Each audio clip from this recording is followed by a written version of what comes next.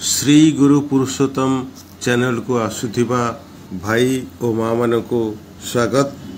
आज आसतु आम मैंने आलोचना रखा अपमृत्यु अपमृत्यु कौन एवं श्री श्री ठाकुर कहवा अनुसार ताको आमे किपरि एड़ाई दे पारू।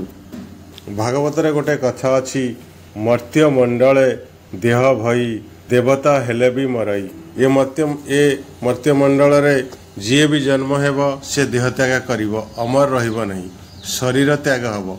किंतु आ भितरे गोटे कथा आसुची अपमृत्यु। अपमृत्यु माने मरिवार पूर्वरु देह त्याग करिबा। अपमृत्युर संख्या आज दिनकु दिन बढ़िबारे चलीछि। ताकू किपरि एड़ा जाई परिबो एक पूर्णांग जीवन यापन करी शरीर त्याग करिबो से विषय आसंतु सुनिबा। श्री ठाकुर कौन कहते गुरु पुरुषोत्तम चाहती मनीष सता पथरे चालू आनंद और वर्धना तार नित्य साथी हेउ से प्रवृत्तिर बशीभूत होई जेमिति दुखर कबल रे न पड़ू। ए कारणरू ही तांकर प्रदत्त विधि नियम चलनी रीति ठारू पृथक हुए।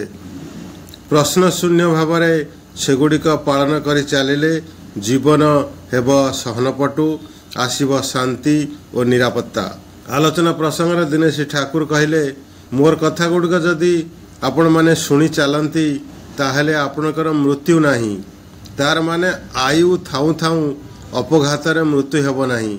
उदाहरण दे कहले दीपरे तेल सलिता सबु ठीक भाव थिले भी अनेक समय दमका पवन रे दीप लिभि जाए।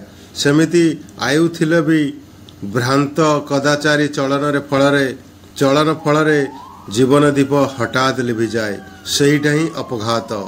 इष्टनिष्ठ सदाचारी जीवन केबे भी अपघात विनिष्ट हुए ना।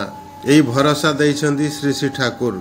यही प्रसंग रे तांकर गोटे बाणी जेमिति ग्रह ही थाउ ना रे तोर ग्रहर फेरारे पड़िबु ही कम आयु रहिथिले घायल हेबुनी रहिथिले स्वस्थयनी क्षम। अनुश्रुति प्रथम खंड इष्टवृत्ति स्वस्थयनी बाणी संख्या 64। पुस्तक प्रिय परम रचना देवी प्रसाद मुखादर ओडिया अनुवाद। जय गुरु। आपण मानकु पुणी थे अनुरोध करुच्ची श्री श्री ठाकुर दिया पथरे बिना प्रश्न रे जदि आमे माने चालू ताहाने जीवन सरस सुंदर और मजबूत हो चलिबो।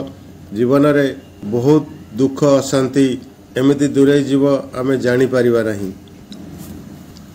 श्री श्री ठाकुर श्रीपाद पंकजरे आपण मानकर समस्तंकर सर्वविधि मंगल कामना करी रहुछि।